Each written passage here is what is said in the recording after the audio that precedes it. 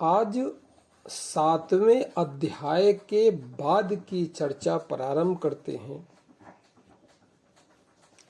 ये जो आप संसार देख रहे हैं, ब्रह्मांड देख रहे हैं ना, ये अनंत है। अनंत का मतलब होता है जिसकी कोई सीमा न हो। जिसकी सीमा होती है उसे कहते हैं सीमा में, और जिसकी कोई सीमा होती ही नहीं है उसे असीम कहते हैं। तो ब्रह्मांड को आप असीम कह सकते हैं। और इसके नियंता को, मतलब इसका जो कंट्रोल करने वाला है, जो एक शक्ति है, जिसे परमात्मा कह लें, ईश्वर कह लें, कुछ भी कह लें, इसका जो नियंता है उसको आप किसी भी सीमा में बांध नहीं सकते हैं। जैसे कुछ लोग कहते हैं कि परमात्मा निराकार है, फिर कुछ लोग कहते हैं परमात्मा साकार है। कोई सीमा में नहीं बांध सकता। इसकी शक्ति विराट है। उसको आप साकार है, या कुछ कहते हैं निराकार है, कुछ कहते हैं प्रकृति है, कुछ कहते हैं जड़ है, और कुछ कहते हैं चेतन है, कुछ कहते हैं शक्ति है, कुछ इसको ऊर्जा कहते हैं। एक शब्द के द्वारा इसको बांधा नहीं जा सकता है। सब कुछ यही है। असली बात तो ये है, जो सत्य है उसकी कोई भाषा होती ही नहीं है। न निराकार होती है, न चेतन होता है, न ऊर्जा होती है, न शक्ति होती है। ये तो हमारे आपकी मनोदशाओं के कारण रखे हुए नाम मात्र हैं बस। सत्य की कोई भाषा नहीं होती है, यानी परमात्म सत्ता की कोई भाषा नहीं होती है। परमात्म सत्ता भी मात्र एक समझाने के लिए मैं कह रहा हूं बस। और खास बात एक ये और है कि उसकी कोई भाषा नहीं होती, और संसार में जितनी भी भाषाएं हैं सब उसी से पैदा होती हैं।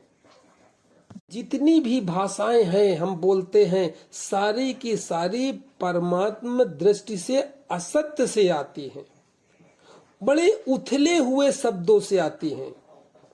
क्योंकि जो सत्य का अनुभव होता है वो भाषा और शब्दों के पार होता है, इसीलिए उसको शब्दातीत कहते हैं, जो शब्दों के भी ऊपर है।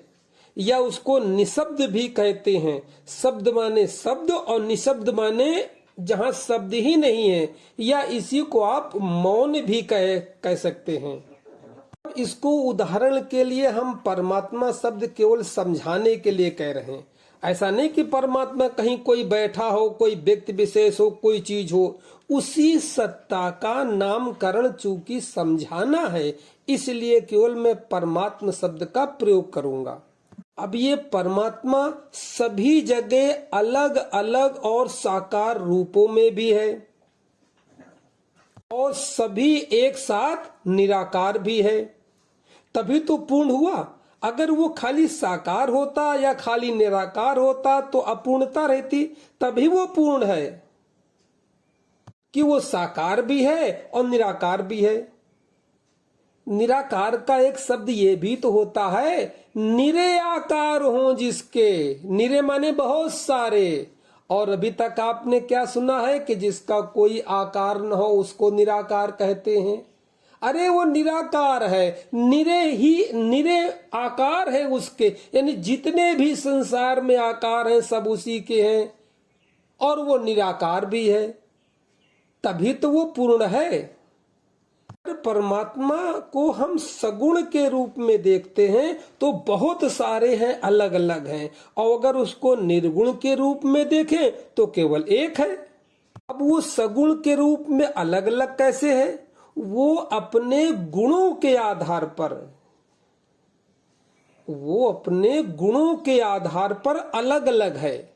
जैसे गीता में भगवान कृष्ण ने कहा है, जो भी सुप्रीम, कि मैं हाथियों में एरावत हाथी हूं, या वृक्षों में मैं पीपल का वृक्ष हूं। यानी जो सुप्रीम गुण है वही परमात्मा का अंश है। हर चीज में जहां भी सुप्रीम आता है सगुण के रूप में अगर उसको मानेंगे तो वो गुण के आधार पर ही अलग अलग है। एक बात और है, और सभी जितने भी गुण हैं वो उसी से प्रकट होते हैं।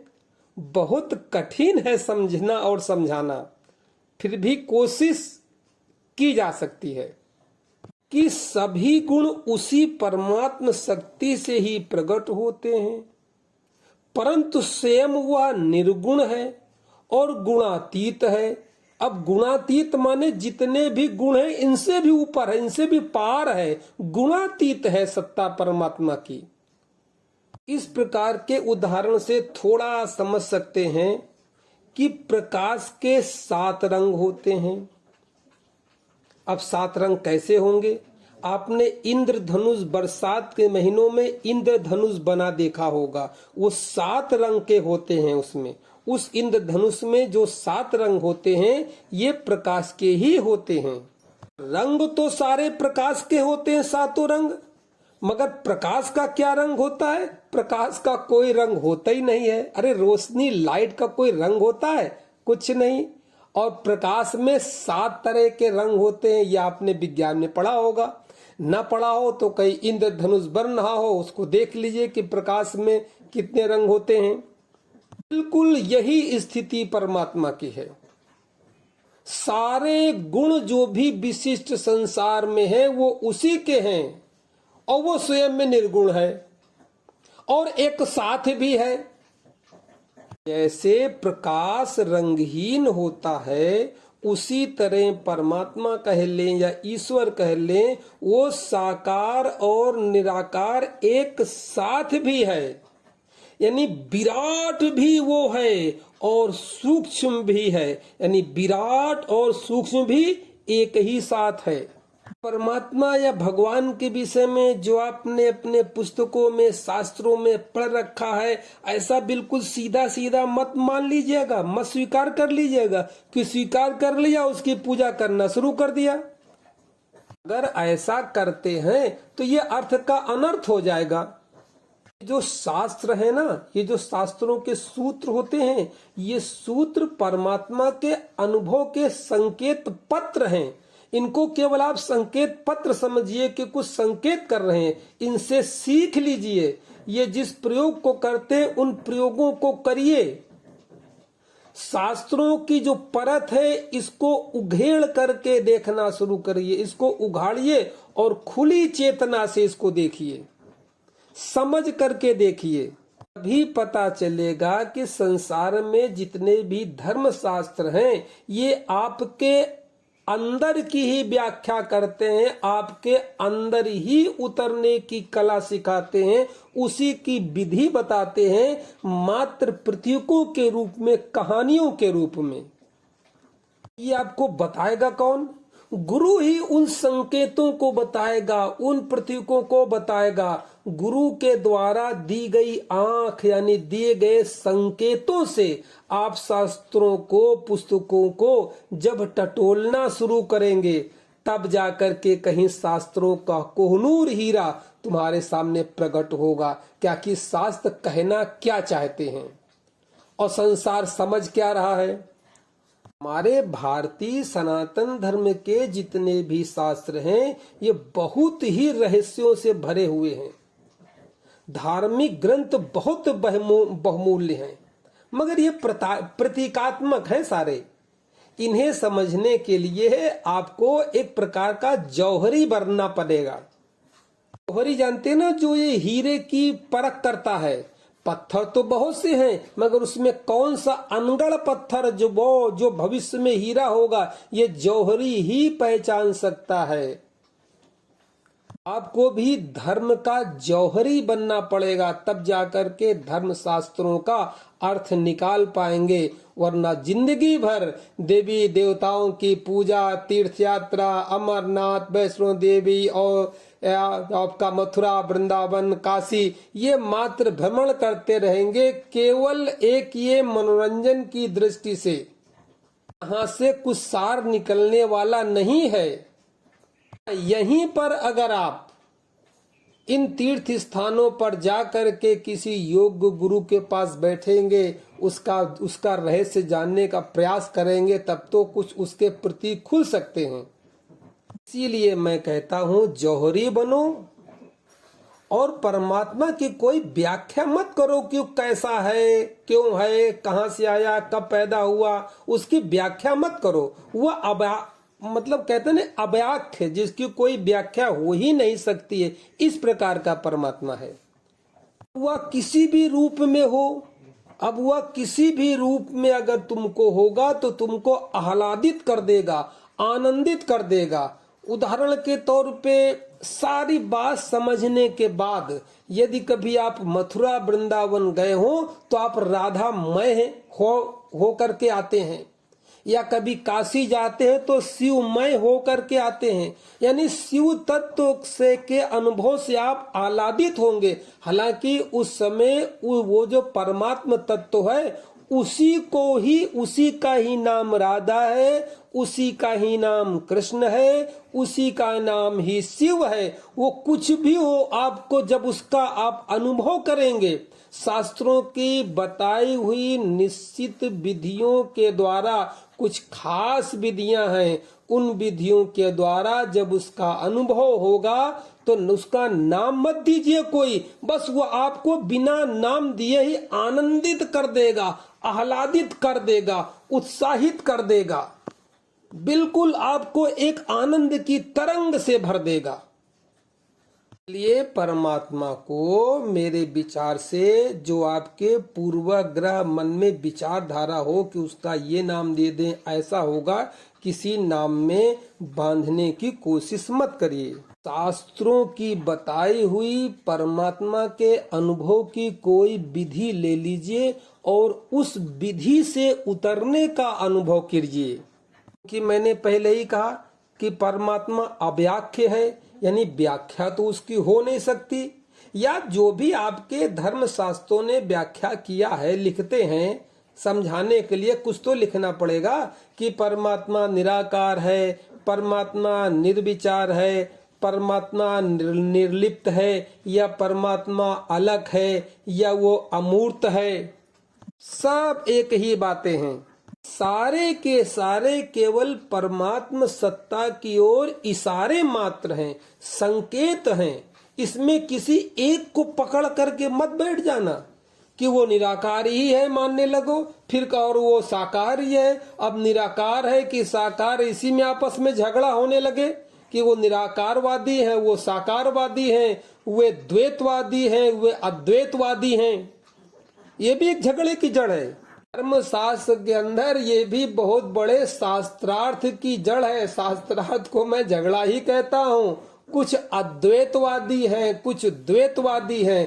द्वैत का मतलब होता है दो, और दो का मतलब होता है कि परमात्मा और तुम दोनों अलग अलग हो। कुछ द्वैतवादी हैं और कुछ अद्वैतवादी हैं। अद्वैत माने दोनों में झगड़ा नहीं, दोनों एक, यानी तुम ही परमात्मा हो, परमात्मा भी तुम हो और तुम ही परमात्मा हो। यह है अद्वैतवाद। हमने अक्सर देखा है कि द्वैत और अद्वैत में बहुत शास्त्रार्थ चला करता है कि परमात्मा द्वैत है कि अद्वैत है। और मैं क्या कहना चाहता हूँ, भैया वो एक साथ सब कुछ है, उसकी व्याख्या मत करो। शास्त्रों ने जो विधि बताई है, किसी भी एक विधि को पकड़ लो, उसको करना शुरू कर दो और सीधे उसका अनुभव क्यों नहीं करते। मैंने कहा कि वो असीम है, तो जो असीम है, असीम की वो आप व्याख्या में कैसे बांध दोगे? यानी व्याख्या करोगे तो एक सीमा में बांधना पड़ेगा, तो असीम को व्याख्या में कैसे बांधोगे? अब मुझको एक बात बताइए, मान लिया आपसे पूछा जाए कि जीवन में आत्मा रूपी तुम कहां से आए हो और मृत्यु के बाद तुम कहां जाओगे? इस बात का सीमाओं में बंधा हुआ कोई भी उत्तर कितना भी दे दे, उन सभी उत्तरों से कोई कभी संतुष्ट नहीं हो सकता है। हाँ, अगर ज्यादा समझ नहीं है, समझाने वाले के पास तर्क ज्यादा है, तो हूं हाँ करके उस समय तो मान लेगा, मगर पूर्ण रूप से संतुष्टि वाला उत्तर उसको नहीं मिलेगा। अब सवाल आता है कि किया क्या जाए, कि जिंदा है, जीवन है, यह तो सत्य है, बिल्कुल मैं देख रहा हूं कि मैं जिंदा हूं, फिर भी क्यों, कहां, कैसे जिंदा हूं, मेरा जीवन क्या है, कहां से आया है, इस बात को अनुभव करने के लिए पहला कदम कहीं न कहीं से तो उठाना ही पड़ेगा। सीधे थोड़ी समझ जाएंगे एकदम बिल्कुल जेड वाली बात, अरे पहले ABCD से तो शुरू करेंगे, तो कहीं तो ए आएगा, ककहरा का कहीं तो का से कबूतर शुरू करेंगे, वो कहीं से भी शुरू करें, आगे चल करके इसी ककहरा से बड़े बड़े शास्त्र बन जाएंगे, वो बात अलग है, मगर शुरू तो करना पड़ेगा बच्चे को का से कबूतर खा से खरगोश से ही। हालांकि बाद में का से कबूतर का और खा से खरगोश का कोई संबंध, कोई मतलब रहेगा ही नहीं, वो बात आगे की है। जो इसको समझने के लिए हमको पहला कदम उठाना पड़ेगा, वो कौन सा उठाएं, इसमें भी बहुत ज्यादा भ्रांतियां हैं, आपस में झगड़े हैं। पहला कदम कोई भक्त से उठाएगा, कोई योग से उठाएगा, कोई ध्यान से उठाएगा, और एक सुप्रीम चीज है, कोई अष्टावक्र गीता जैसी जो अष्टावक्र हुए, उन्होंने अष्टावक्र गीता लिखी है, वो सांख्य योग के ऊपर लिखी है, वो परमात्म सत्ता को केवल समझ करके अनुभव किया जा सकता है, वो बहुत कठिन चीज है। व्यक्ति की इतनी अधिक समझ होनी चाहिए, इतनी अधिक IQ होनी चाहिए कि अगर उसकी IQ इतनी है कि IS रैंक के अधिकारी का IQ है और वो परमात्मा को समझने की इच्छा से अगर वो अष्टावक्र गीता समझना पढ़ना शुरू करता है, तब जाकर के पढ़ते पढ़ते पढ़ते पढ़ते ही ऐसी स्थिति आती है कि उसे परमात्मा का अनुभव हो जाता है। इसी को गीता में सांख्य योग कहा है। वहां न कोई पूजा है, न कोई पाठ है, न कोई जप है, न कोई तप है, मगर बहुत कठिन विधि है। अभी अष्टावक्र गीता पढ़ के देखिएगा, या तो आपके समझ में आएगी नहीं, और समझ में अगर आपने 10-5 पेज पढ़ लिए तो बुद्धि शांत और स्थिर हो जाएगी, केवल पढ़ते पढ़ते ही समझ पैदा हो जाएगी। हालांकि आज के जगत में अष्टावक्र जैसा कोई ना तो गुरु है और ना तो कोई जनक जैसा शिष्य है कि उसको सुनाया जा सके। वर्तमान समय में अभी कुछ दिन पहले इस विधि जिसे सांख्य योग कहते हैं, इस विधि के गुरु एक हुए हैं जे कृष्णमूर्ति, मात्र एक ही देखने में आते हैं, और वो तो समझ गए मगर उनके शिष्य भी पूरे समझ नहीं पाए। जे कृष्णमूर्ति का जो सिद्धांत है वो अष्टावक्र गीता और सांख्य योग का ही सिद्धांत है, मगर वो बहुत कठिन है, सामान्य स्तर की बात नहीं है, इसलिए मैं उस पर कोई चर्चा ही नहीं करूंगा। मैं तो बिल्कुल साधारण से जीवन, जो सामान्य जिस धरातल पर हम जी रहे हैं, सामान्य पूजा पाठ जप तप, यहीं से पहला कदम उठाऊंगा, क्योंकि कहीं ना कहीं से तो पहला कदम उठाना पड़ेगा। परमात्मा की या उसको भगवान कह लें, उसकी प्यास लेकर के सभी चलने वाले जो बिल्कुल प्रगाढ़ हैं, सभी चलने वाले उसी तत्व पर पहुंचते हैं। के मार्ग अलग अलग होते हैं, हर साधक अलग अलग मार्ग से ही तो चलेगा। अब कोई कह दे कि हम सभी मार्गों से एक साथ चल लें, ऐसा संभव थोड़ी। कोई एक मार्ग आपको पकड़ना पड़ेगा, चुनना पड़ेगा। जबकि जब अंत देखेंगे तो जितने भी मार्ग हैं उन सभी का अनुभव अंत में एक ही जगह जाकर के समाप्त होता है। जैसे एक कोई पहाड़ है मान लीजिए, उसकी चोटी है, उसकी चोटी पे जाने की जो छोटी छोटी पगडंडियां होती हैं वो कई पगडंडियां हो सकती हैं, सीधी भी हो सकती हैं, थोड़ी घुमावदार भी हो सकती हैं, थोड़ी खतरनाक भी हो सकती हैं और सीढ़ियां भी हो सकती हैं, सब जा रही चोटी की ओर। अब चढ़ने वाला अपनी बुद्धि के अनुसार, अपनी क्षमता के अनुसार ही मार्गों को चुनेगा। अब जैसे कोई जवान व्यक्ति है तो वो रोमांचकारी, पथरीला हो, ढालू हो, कठिन मार्ग हो, उसको चुनेगा। कोई बूढ़ा व्यक्ति है, वृद्ध है, तो वो सरल सीधा मार्ग चुनेगा। अब अगर महिलाएं हैं या बच्चे हैं, उनके साथ में परिवार है, तो वो लोग चोटी पे चढ़ने का कोई ऐसा सरल रास्ता ढूंढेंगे जो सुरक्षित भी हो, जंगली जानवरों से सुरक्षित हो, पहाड़ की कटान से सुरक्षित हो, सबसे सुगम रास्ता वो चुनेंगे।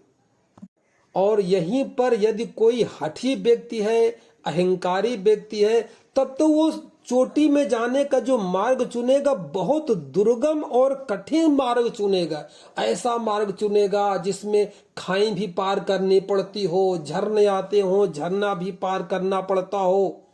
क्योंकि वो अहंकारी हठी व्यक्ति है, तो उसको कठिन मार्ग ही अच्छा लगेगा, उसी में उसको चलने में आनंद आएगा। क्या सीधे सीधे मार्गों में चलना। सब अलग अलग मार्गों से चलेंगे और जब चोटी पर सब पहुंच जाएंगे तब समझ में आता है कि मार्ग कोई भी हो, सारे मार्ग चोटी पर ही पहुंचाते हैं। पहले तो सबके मार्ग अलग अलग होंगे, कोई किसी का रास्ता दूसरे रास्ते से मेल नहीं खाएगा। अब हमने किसी एक मार्ग से चलना प्रारंभ किया और चलना प्रारंभ करके बीच में हम रुक गए, तो हम ये कतई नहीं जान पाएंगे कि सभी मार्ग जो है चोटी पर पहुंचते हैं। थोड़े दिन इस मार्ग से चले, थोड़े दिन कठिन मार्ग से चले, थोड़े दिन सरल मार्ग से चले, थोड़े दिन दुर्गम मार्ग से चले, मार्ग अपना बदलते रहे तो चोटी में कभी पहुंचेंगे नहीं। और जब तक चोटी में कभी पहुंचेंगे नहीं तो ये जान ही नहीं पाएंगे कि सारे के सारे मार्ग चोटी पर ही पहुंचाते हैं। अब भारत की स्थिति देखिए, भारतीय जो हमारी संस्कृति है, इस संस्कृति में आत्मा का अस्तित्व स्वीकारा जाता है। और इसी भारत में सिद्धार्थ, जिनका आगे चल के नाम हुआ भगवान बुद्ध, पैदा हुए, भगवान महावीर पैदा हुए। उन्होंने आत्मा शब्द को ही बिल्कुल नकार दिया, छोड़ दिया।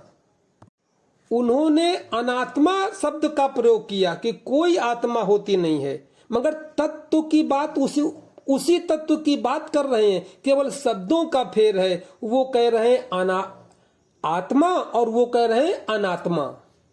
इसीलिए मैंने कहा कि परमात्मा सर्वज्ञ है, सब कुछ एक साथ है। कोई कहता है कि आत्मा है तो भी पहुंच जाएगा, और कोई बुद्ध और महावीर के जैसा सिद्धांत है कि अनात्मा है, वो भी पहुंच जाएगा। अरे बुद्ध पहुंचे कि नहीं, महावीर पहुंचे कि नहीं, अनात्मा के ही सिद्धांत से पहुंचे। यह कि उन्होंने सीधे सीधे आत्मा शब्द कहा नहीं केवल, यानी बुद्ध और महावीर ने उस तत्व को, उस परमात्म तत्व को बचा भी लिया और आत्मा शब्द को स्वीकारा भी नहीं।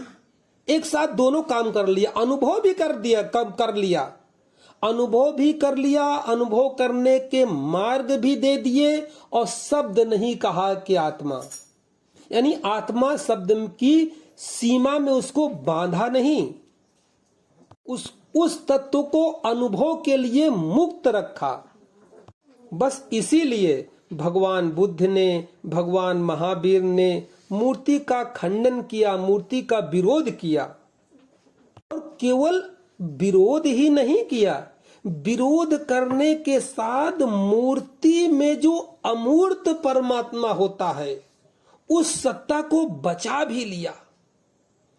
यानी उन्होंने दिखा दिया कि जो मूर्ति है उसका तो खंडन कर दिया, मगर उस मूर्ति के अंदर जो अमूर्त सत्ता विद्यमान है, यानी उस अमूर्त सत्ता मतलब कहने का आप मूर्ति पूजक नहीं है तो स्वयं मानिए, स्वयं तो है मगर स्वयं के अंदर जो सत्ता है उसको बचा भी लिया, अनुभव के मार्ग भी दे दिए।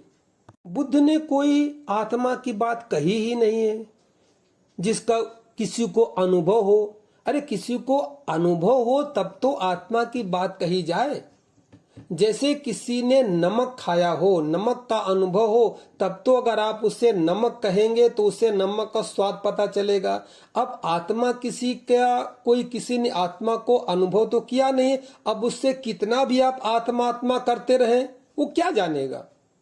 ये बात बुद्ध ने बड़े आराम से पकड़ लिया। उन्होंने कहा है कि भारतीय संस्कृत के द्वारा आत्मा, परमात्मा, ब्रह्म ये ऐसे शब्द हो गए मिर्च मसाले की तरह कि जिसको देखो वही प्रयोग कर रहा है और अनुभव कुछ है नहीं। तभी उन्होंने कहा इसको हटाओ, अनात्मा का सिद्धांत दो, एक नई परिपाटी चलाओ।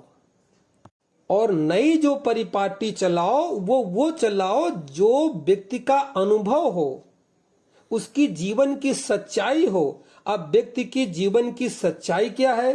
बिल्कुल सच्चाई है कि हम दुख को जानते हैं, दुख का अनुभव करते हैं, पीड़ा को जानते हैं, पीड़ा को अनुभव करते हैं, कष्ट को और तनाव को जानते हैं, कष्ट और तनाव का अनुभव करते हैं।